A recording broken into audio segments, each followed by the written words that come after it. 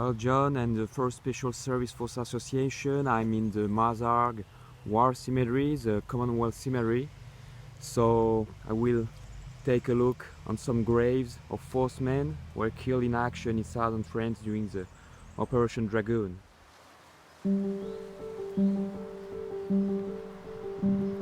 a place where forcemen of the 1st Special Service Force are buried in the Mazarg War Cemetery in Marseille. Loic was killed in action on the 15th of August 1944 in the island of Le Levant. Loic Pollard, who was sergeant, told in a testimony that he was killed with 2 other Canadian replacements by 1 mortar shell on the afternoon of the August 15 in the island of Le Levant. Well, Staff Sergeant Solomon Biblovitz was part of the 2nd Company, 3rd Regiment, and he was killed on the 12th of September 1944 during a counterattack, a German counterattack in the Italian border, in the place called the Pic de Garuche, near of Mont-Ours, just east of Mont-Ours. Well, Colonel Walker, at that time of his death, was the commanding officer of the 1st Special Service Force and wrote a letter to his wife, who told what happened to him. He told us, "His death was a great loss to me. I found, as I suspect, that he was acting beyond the call of duty when he was killed by an enemy sniper. His unit contacted an enemy company. Major Heft, his battalion commander, formed a combat group and personally led it to capture or kill as many of the enemy as possible. Your husband was a volunteer in his group. They gave the enemy a rough deal, had killed many and captured several prisoners.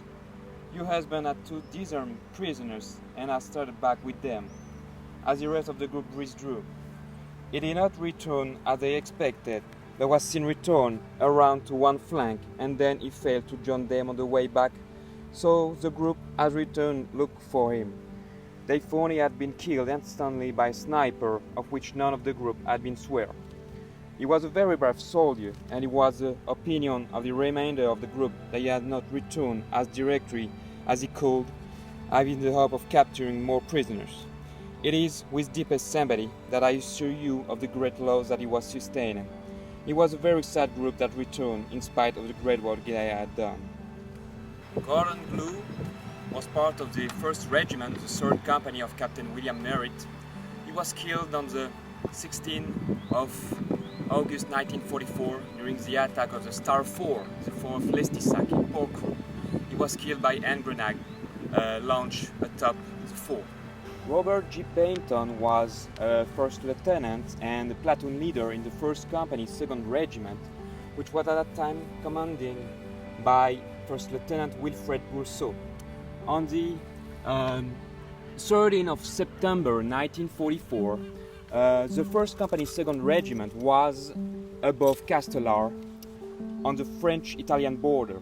On the 13th of September, there was a massive counterattack, the 2nd in 2 days, which the Private Gordon Hall 1st 2nd Regiment, a Canadian, a replacement Canadian, told us in his book.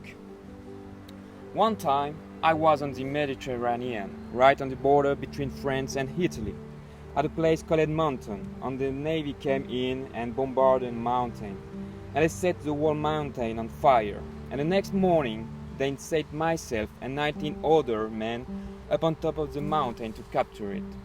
Well, we managed to capture that mountain alright with no resistance because of the bombardment, and that was all right until the following morning, on the 13th of September 1944, when the Germans counterattacked. And the first I knew we were being counterattacked, I was repricing another man with a machine gun and I shot the other man through the heart.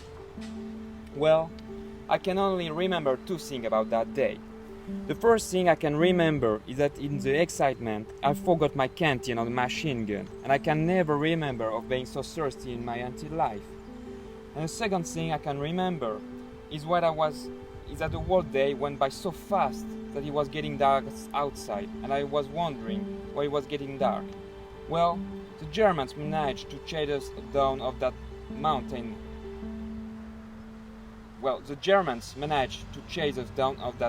Alright, but by the time we got down to the bottom, there were only 10 of us left alive, and there were hundreds and hundreds of men going up on top of the mountain to attack the Germans again.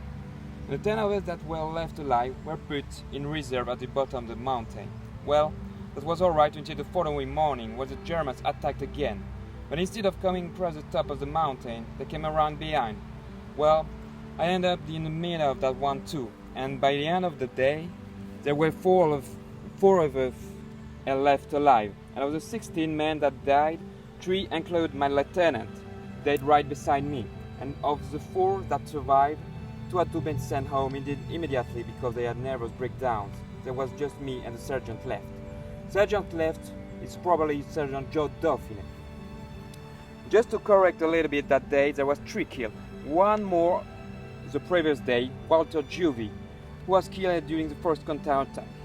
In all, there was 3 counterattacks. The first one attacked the 2-2 of Captain Adna Underhill and kept going on the platoon of Sergeant Dauphin. His CO at that time was First Lieutenant Wilfred Brousseau, a Canadian replacement. If I remember well, he said at that time Walter Juvie was killed. Next day, the 1st Company's 2nd Regiment counterattacked and retook the hill. That very same day, the 2nd German counterattack began, and this is that day that 3 more forcemen were killed. Jasper Wright, Sergeant Robert Anderson, and 1st Lieutenant Robert G. Painter.